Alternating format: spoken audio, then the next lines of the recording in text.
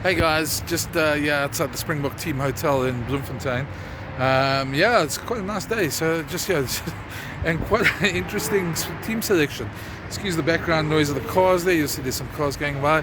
There's a Bok bus behind me, but basically, Jacques Ninalva sort of upended everything and gone and picked almost a total new team. 14 changes, 6 debutants. Really, I suppose flipping the book there and really probably surprising not only us, but I'm sure it surprised Wales as well. But just having a look at it, it's not a bad team at all. There's some extremely exciting players in there, especially from the URC. Anybody who's watched URC this season will know there's some extremely exciting players there, the likes of Kurt Arendse, Warwick Gelant, Apalele Fassi. If those guys get ball on the outside, Andre Esthuizen has been in superb form in the English Premiership this year. He's already been one of the form players, so it's good to see him there. He has solid midfield. Andre Pollard, natural choice as captain in that side. Jaden Hendricks, interesting choice at scrum off, but obviously they're keeping with their promise to give the entire 42 a game.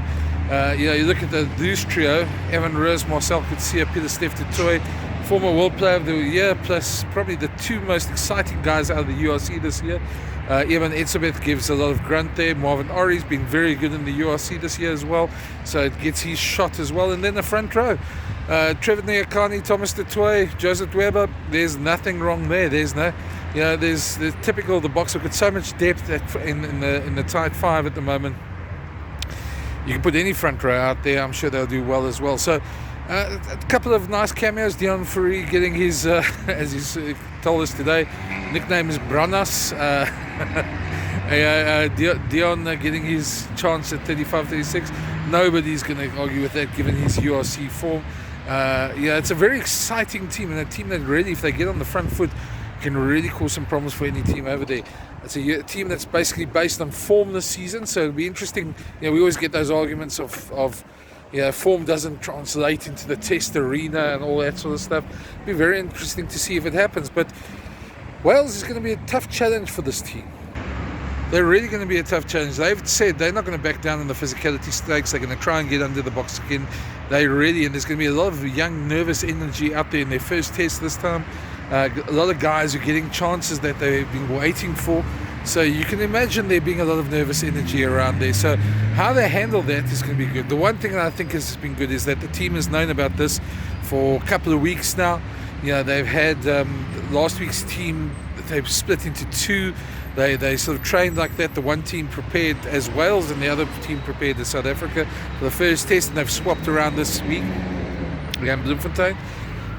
It's really going to be an interesting clash of styles.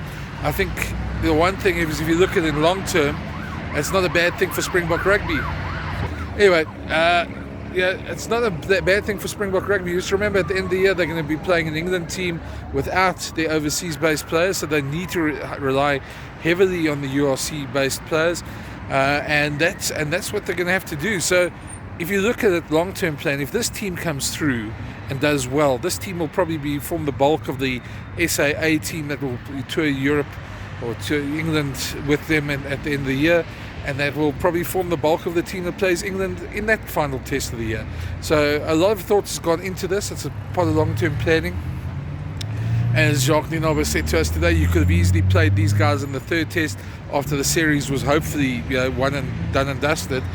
But why do that? Give them something to play for and give these guys an opportunity to make their mark. And I think there's been so many Springbok teams always debated around the country. There's been so many people calling for a lot of these players to play.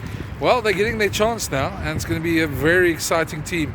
I must admit, for me personally, I'm a bit nervous for them. I think the only thing that worries me is that it's a big occasion, a bit of bundle of nerves, a bit of nervous energy, and just a wrong bounce of a ball. But saying that, there's the excitement as well, because we all know if this team gets on the front foot, if you get the likes of Evan Roos over the line, you get Kurt Arendse stepping, Apalele Fassi doing his weekend special, this could be one of the most exciting Bok teams out there.